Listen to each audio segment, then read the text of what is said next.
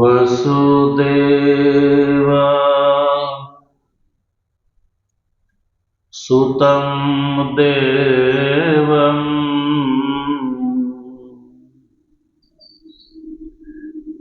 कंसचाणूरमर्दनम् देवकी परमानन्दम्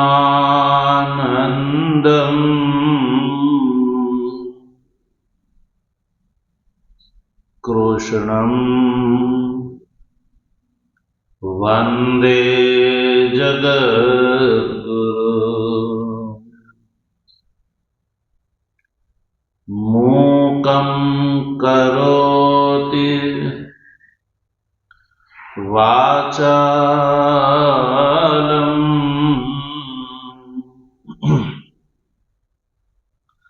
पंगुं लंघयते गिरिं यत्कृपा तमहं वन्दे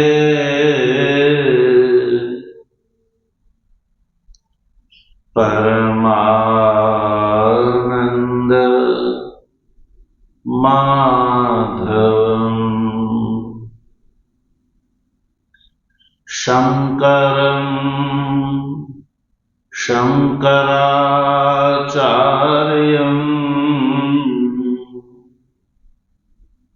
केशवं बादरायणम्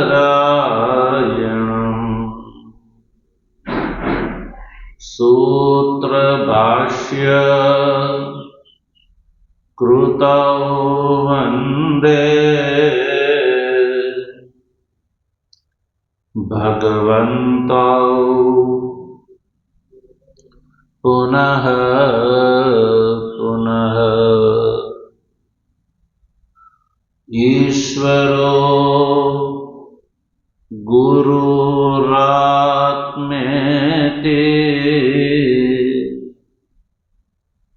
मूर्तिभेद विभागिन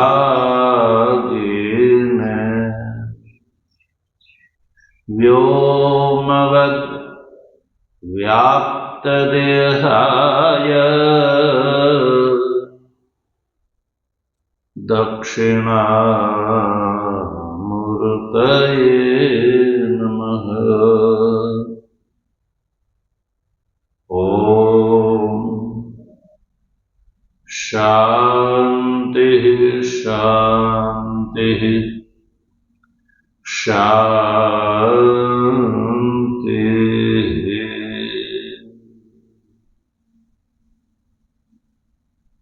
तत्व जिज्ञासु सज्जनों,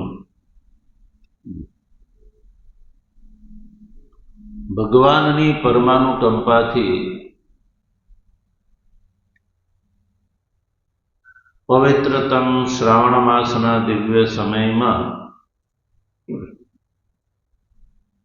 શ્રીમદ ભગવદ ગીતાના પુરુષોત્તમ યોગ નામના 15મા અધ્યાયના પ્રથમ 16 શ્લોકોનો આપણે વિચાર કરી ચૂક્યા। આજે આપણે 17મા શ્લોકનો વિચાર ભાષ્ય સહિત કરીશું।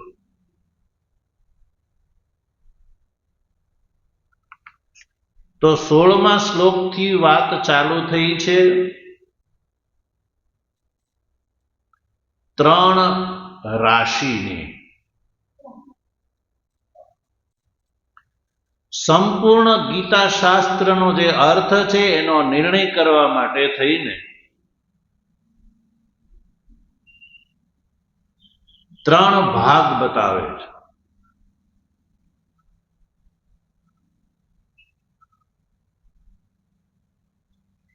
ભગવાન શ્રી કૃષ્ણ ત્રણ પુરુષ બતાવે છે, ક્ષર પુરુષ, અક્ષર પુરુષ અને ઉત્તમ પુરુષ. આ સંપૂર્ણ ગીતા શાસ્ત્રના અર્થનો નિર્ણય કરવા માટે થઈને ત્રણ પુરુષ બતાવી રહ્યા છે. તો 16મા શ્લોકમાં બે પુરુષોનો ઉલ્લેખ કર્યો, ક્ષર પુરુષ અને અક્ષર પુરુષ. 16મા શ્લોકમાં ભગવાન કહી ચૂક્યા કે આ લોકમાં બે પુરુષ છે. ઇમૌ લોકે ઇમૌ દ્વૌ પુરુષો ક્ષરશ્ચ અક્ષરશ્ચ. ક્ષર પુરુષ અને અક્ષર પુરુષ. તો પ્રશ્ન એવો થાય કે ક્ષર પુરુષ કોને કહેવામાં આવે ને અક્ષર પુરુષ કોને કહેવામાં આવે? તો ભગવાન શ્રી કૃષ્ણે ખુદ 16મા શ્લોકના ઉત્તરાર્ધમાં કહ્યું કે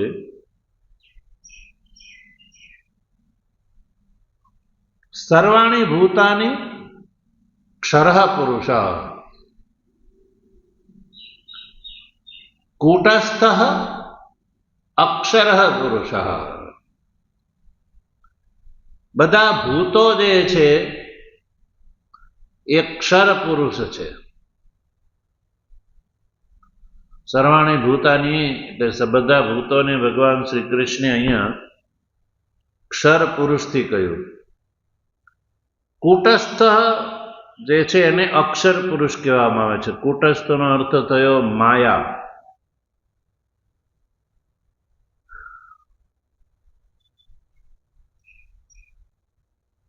કૂટની જેમ સ્થિત હોવાથી એટલે પણ કૂટસ્થ, અને કૂટનો અર્થ છે માયા, વંચના, જીહ્મતા, કુટિલતા. એટલે કે અનેક માયાદી પ્રકારથી જે સ્થિત છે એટલે કૂટસ્થ. સંસારનું બીજ, આ સંસારનું બીજ, અને બીજથી અનંત હોવાથી એના માટે અક્ષર શબ્દનો પ્રયોગ કર્યો. એટલે સ્થાવર સંસાર અને જંગમ સંસાર એ ક્ષર પુરુષથી ગ્રાહ્ય છે.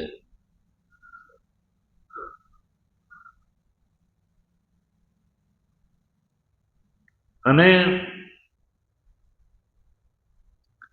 આ અક્ષરાક્ષર જે કાર્ય સંસાર છે એનું કારણ માયા,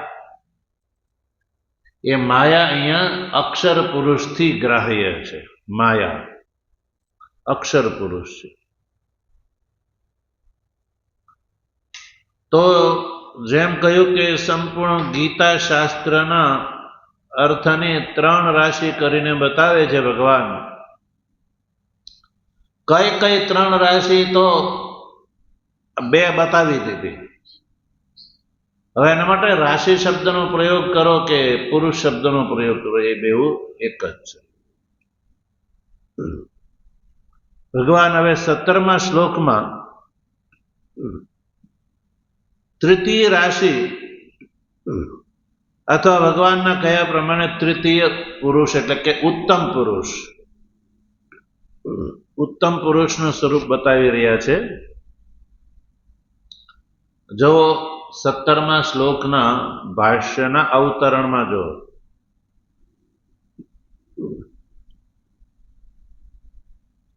કાર્યકારણાત્મક રાશિ દેખાડી દીધી. હવે ત્રીજી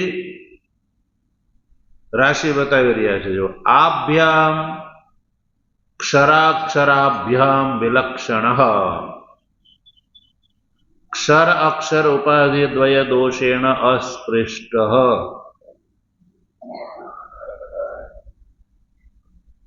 નિત્ય શુદ્ધ બુદ્ધ મુક્ત સ્વભાવ.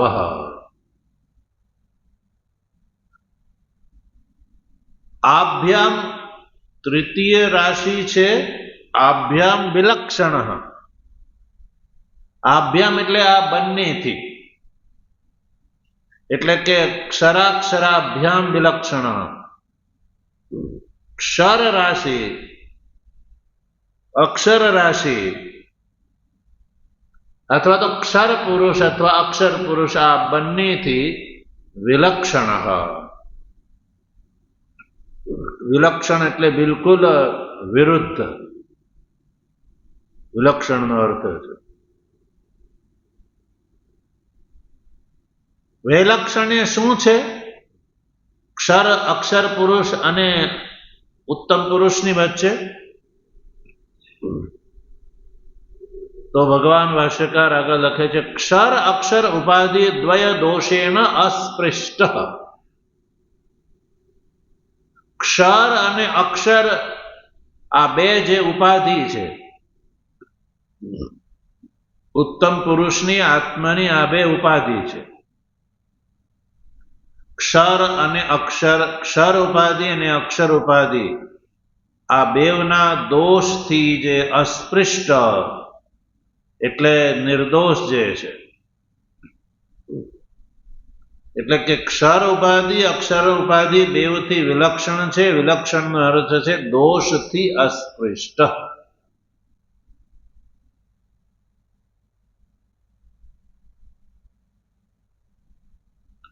આ ઉપાધિ બંને ઉપાધિ કૃત ગુણ દોષથી અસ્પૃષ્ટ હોવાથી લાભ શું થયો કે એ ઉત્તમ પુરુષ નિત્ય શુદ્ધ બુદ્ધ મુક્ત સ્વભાવ છે. કેવો છે? નિત્ય શુદ્ધ બુદ્ધ મુક્ત સ્વભાવ. હવે ઉત્તમ પુરુષ એટલે આત્મા. ક્ષર પુરુષ અક્ષર પુરુષથી વિલક્ષણ આત્મા એટલે કે આ જે સ્થૂળ શરીર જેને કાર્ય કહેવામાં આવે છે,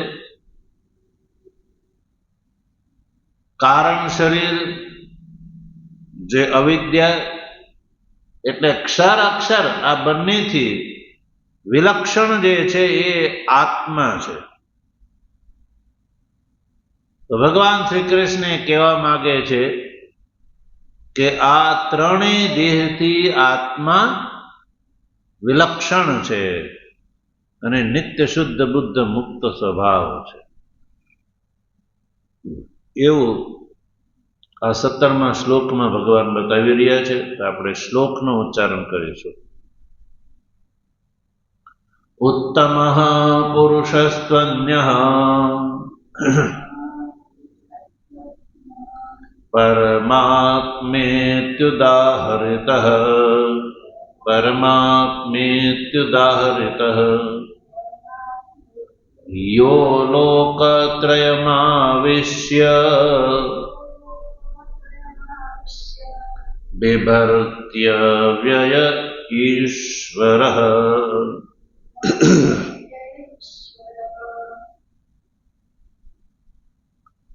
તો ભગવાન શ્રી કૃષ્ણ શ્લોકમાં એવું કહી રહ્યા છે કે ક્ષર અને અક્ષર આ બંને પુરુષથી ઉત્તમ એટલે ભિન્ન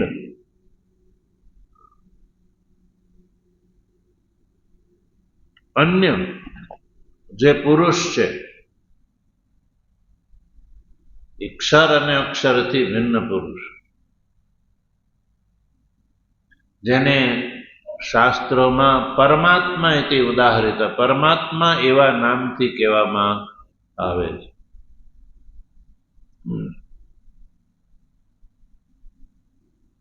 તો શ્લોકના અર્થઘટન કરતા પહેલા શ્લોકના પદો છે એનો સંધિ વિગ્રહ કરી લઈએ. ઉત્તમ પુરુષસ્ત્વન્ય એ જે બીજું પદ છે એમાં 3 પદ જુદા પડશે. પુરુષ, તું અને અન્ય. પૂર્વાર્ધનું તૃતીય પદ છે પરમાત્મેત્યુદાહરિત, એમાં પણ 3 પદ જુદા પડશે. પરમાત્મા, ઇતિ અને ઉદાહરિત. ઉત્તરાર્ધમાં યહ પહેલું પદ છે. લોકત્રયમાં આવિશ્ય બીજું પદ છે એને જુદો પાડીશું તો લોકત્રયમ આવિશ્ય એવા બે પદ જુદા પડશે. ઉત્તરાર્ધનું ત્રીજું પદ છે બિભર્ત્ય વ્યય. એનો સંધિ વિગ્રહ કરતા બે પદ છૂટા પડશે, બિભર્તી અને અવ્યય. અને આ ઉત્તરાર્ધનું ચોથું પદ છે ઈશ્વર, જે સ્વતંત્ર પદ છે.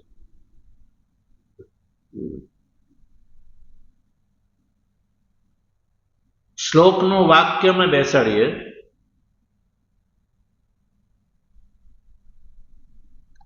ઉત્તમ પુરુષ તો અન્ય. ભગવાન અહીંયા ઉત્તમ પુરુષ એટલે જે પહેલા પ્રતિજ્ઞા કરીને કે ભગવાન શ્રી કૃષ્ણ ત્રણ રાશિ સંપૂર્ણ ગીતાના અર્થને ના ત્રણ વિભાગ કરીને બતાવે છે, અથવા ત્રણ પુરુષ એવા શબ્દોથી કહે છે, ક્ષર પુરુષ, અક્ષર પુરુષ અને ઉત્તમ પુરુષ. તો ક્ષર પુરુષ અને અક્ષર પુરુષ કાર્યકારણ રૂપથી બતાવી દીધા. હવે અન્ય ઉત્તમ પુરુષ, અન્ય જે ઉત્તમ પુરુષ જે છે એટલે ક્ષર અને અક્ષરથી ઉત્તમ, એ ક્ષર અને અક્ષરથી અન્ય પુરુષ છે.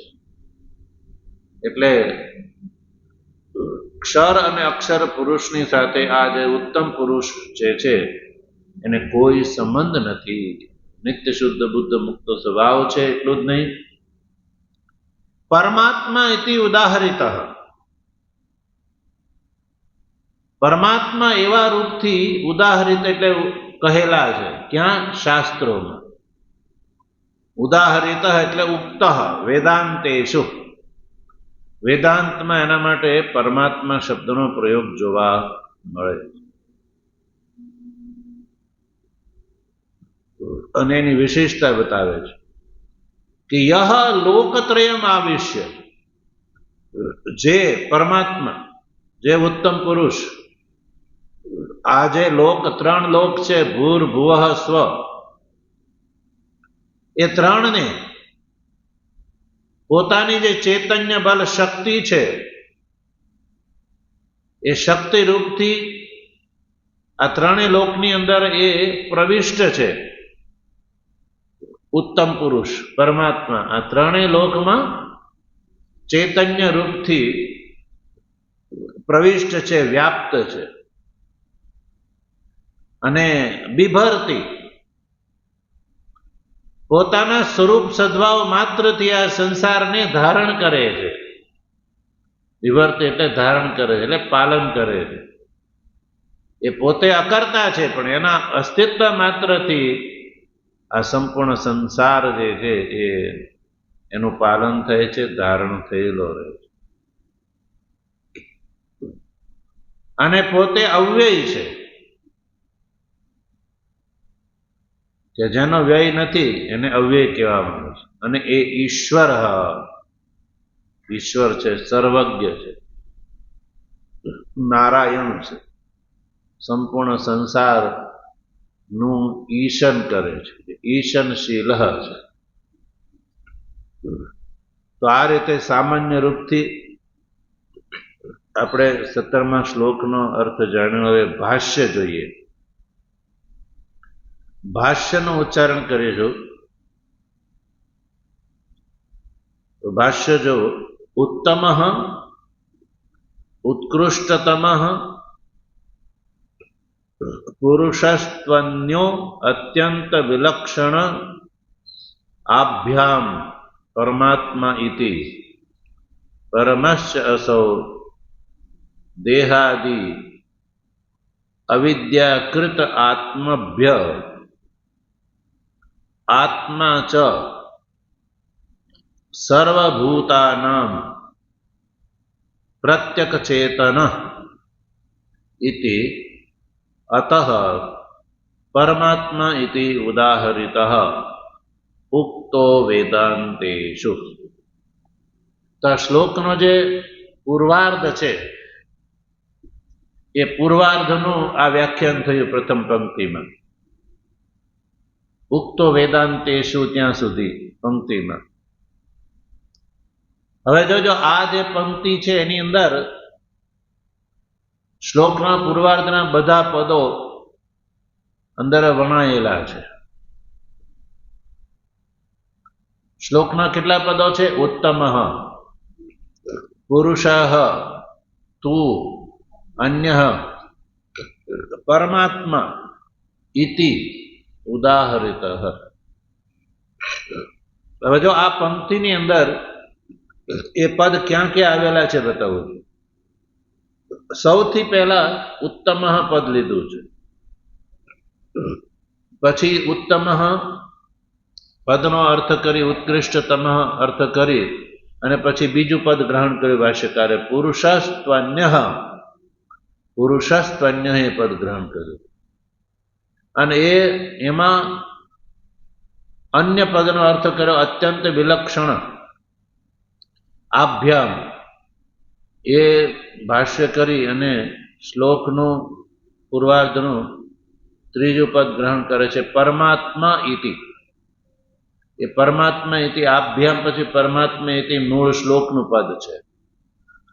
અને એનો અર્થ કરો પરમશ્ચ અસૌ દેહાદિ અવિદ્યાકૃત આત્મભ્ય આત્મા ચ સર્વભૂતાનામ પ્રત્યક ચેતન ઇતિ અતઃ પરમાત્મા. અહીંયા સુધી પરમાત્મા એ પદનો અર્થ થયો. પછી ઉદાહરિત એ આ પૂર્વાર્ધનો અંતિમ જે પદ છે એ આ ભાષ્ય પંક્તિમાં ગ્રહણ થયું. ઉદાહરિતનો અર્થ થયો ઉક્ત. ઉક્ત એટલે કહેલું છે. ક્યાં કહેલું છે? તો કયું? વેદાંતે. શું? તો આ રીતે પૂર્વાર્ધ ગ્રહણ કર્યું પ્રથમ પંક્તિમાં. પછી બીજી પંક્તિ પણ આપણે જોઈ લઈએ.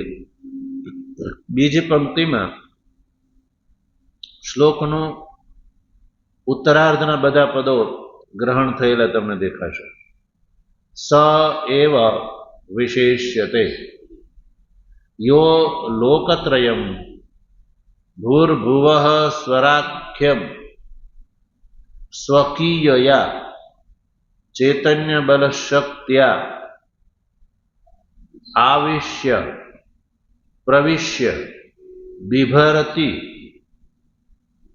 સ્વરૂપ સદ્ભાવ માત્રેણ બિભરતિ ધારયતિ અવ્યય ન અસ્ય વ્યય વિદ્યતે ઇતિ અવ્યય ઈશ્વરઃ સર્વજ્ઞો નારાયણાખ્ય ઈશનશીલઃ. આ ભાષ્યની બીજી પંક્તિ થઈ. આ બીજી પંક્તિની અંદર ભાષ્યકારે 17મા શ્લોકના ઉત્તરાર્ધનું ભાષ્ય કર્યું છે. આ ભાષ્ય પંક્તિની અંદર ઉત્તરાર્ધના બધા પદો ભાષ્યકારે આ પંક્તિમાં વણી લીધેલા છે, જેને આપણે અલગ કરીને જોશું. સ એવ વિશેષ્યતે પછી જે યો લોકત્રયમ જે આ બે પદ આવ્યા ને એ મૂળ શ્લોકના ઉતારેલા.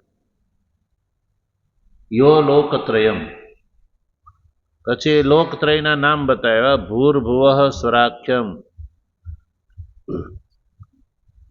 સ્વકીય ચૈતન્ય બલ શક્ત્યા. પછી જે આવિશ્ય છે એ શ્લોકનું ત્રીજું પદ છે. આવિશ્યનો અર્થ કર્યો પ્રવિશ્ય. પછી શ્લોકમાં જે બિભર્ત્ય પદ આવ્યું એ ઉઠાવ્યું બિભરતી. સ્વરૂપ સદ્ભાવ માત્ર એને બિભરતી એનો અર્થ કર્યો ધારયતી. બિભરતી પદનો અર્થ થયો ધારયતી. પછી શ્લોકનો જે અવ્યય પદ ઉતાર્યો અવ્યય. અવ્યયનો ભાષ્ય કર્યો ન અસ્ય વ્યય વિદ્યતે ઇતિ અવ્યય. પછી શ્લોકના ઉત્તરાર્ધનું અંતિમ પદ ઉતાર્યું ઈશ્વરઃ.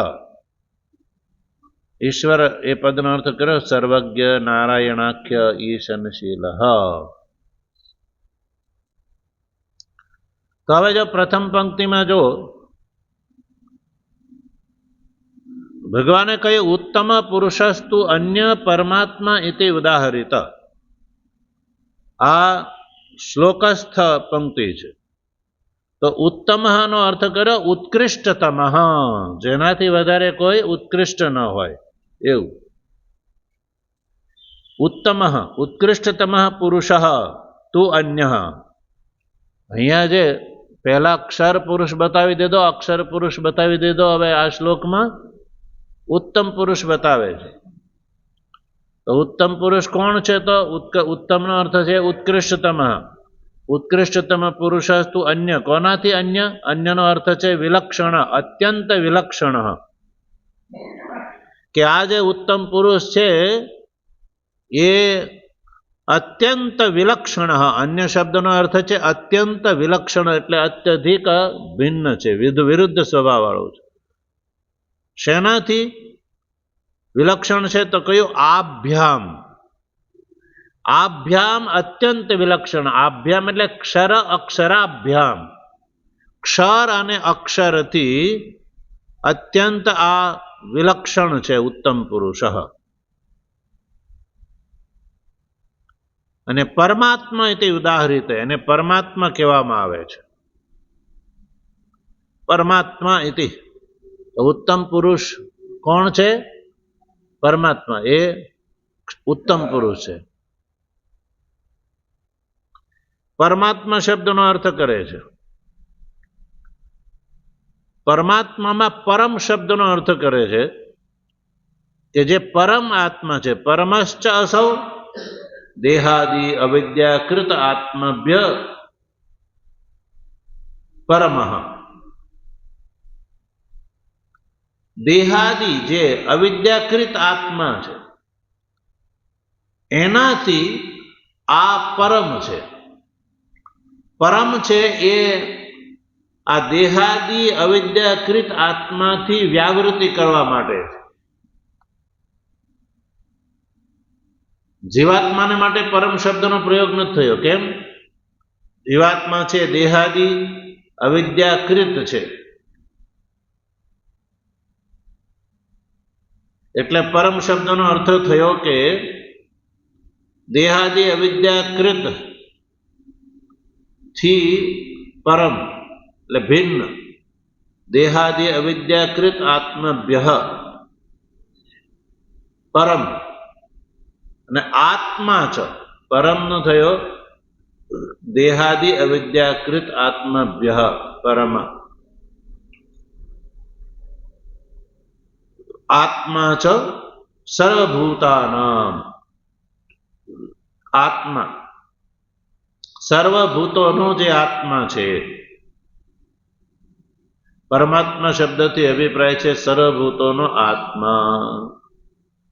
જે પરમ છે એટલે કે દેહાદિ અવિદ્યાકૃત થી પરમ એટલે શ્રેષ્ઠ છે, અથવા દેહાદિ અવિદ્યાકૃત થી જે રહિત છે, અસ્પૃષ્ટ છે.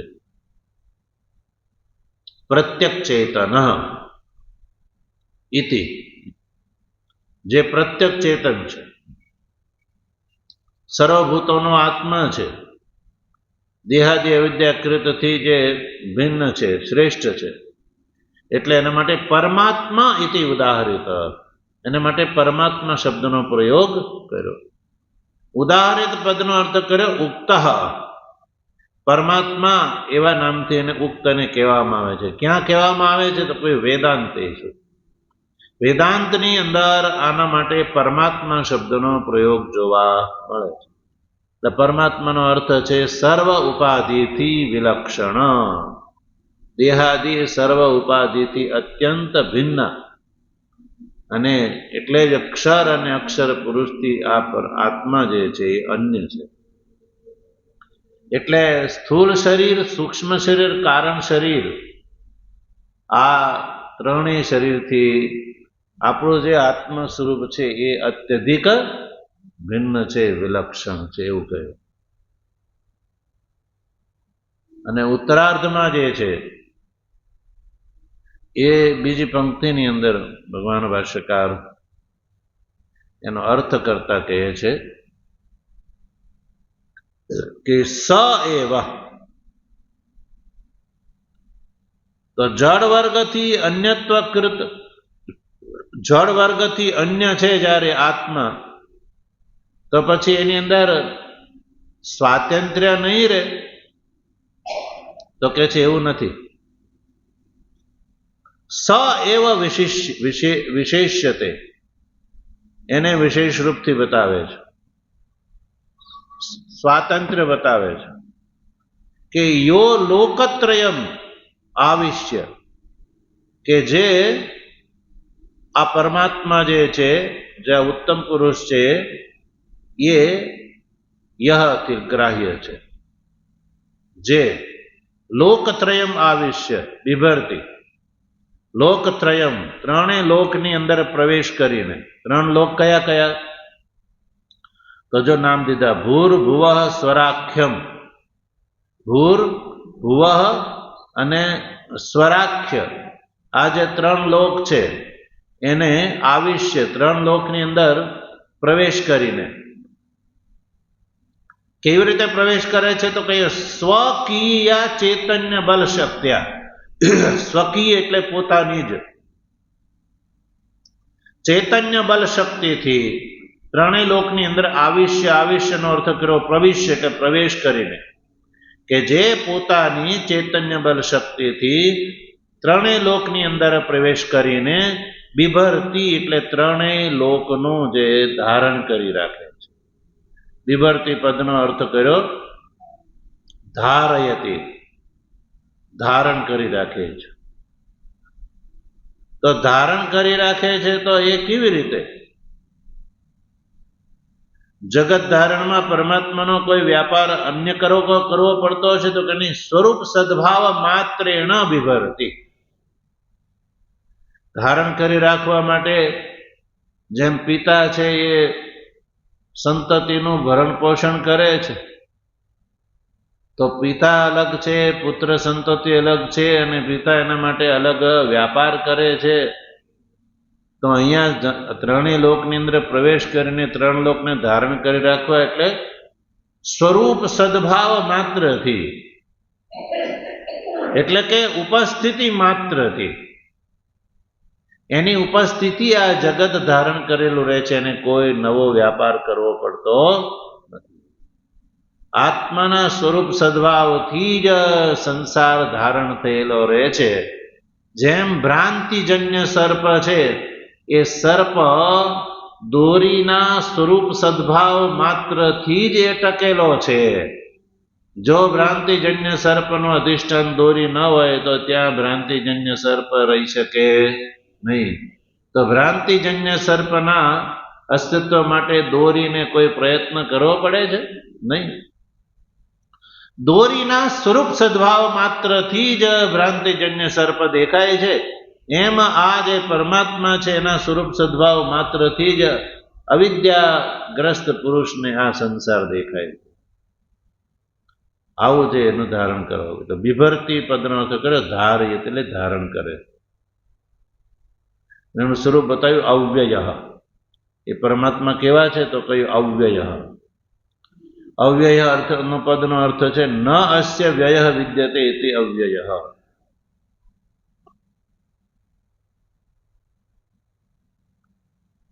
અસ્ય વ્યય ન વિદ્યતે, આ જે પરમાત્મા જેનો વ્યય એટલે ઘટતું વધતું નથી. આ પરમાત્મા ક્યારેય ઘટતા નથી અને વધતા નથી, એટલે પરમાત્માને માટે અવ્યય શબ્દનો પ્રયોગ ભગવાન શ્રી કૃષ્ણ કર્યો. અને એ પરમાત્મા માટે બીજો શબ્દ પ્રયોગ કર્યો ઈશ્વર. એ પરમાત્મા એ ઉત્તમ પુરુષ છે, એ ઈશ્વર છે. ઈશ્વરનો અર્થ કર્યો સર્વજ્ઞ. સર્વજ્ઞ એના માટે નારાયણાખ્ય, નારાયણ એવા પદનો પ્રયોગ લોકમાં થાય છે કે જે ઈશનશીલ છે. ઈશનશીલ એટલે આ સંપૂર્ણ સંસારની માલિકી એની ઉપર એની સત્તા ચાલે છે. તો આ રીતે આ ઉત્તમ પુરુષ પરમાત્માનું સ્વરૂપ બતાવ્યું કે જે ઉત્તમ પુરુષ, આ પરમાત્મા એ જ ઉત્તમ પુરુષ છે. વેદાંતમાં જેના માટે પરમાત્મા શબ્દનો પ્રયોગ છે.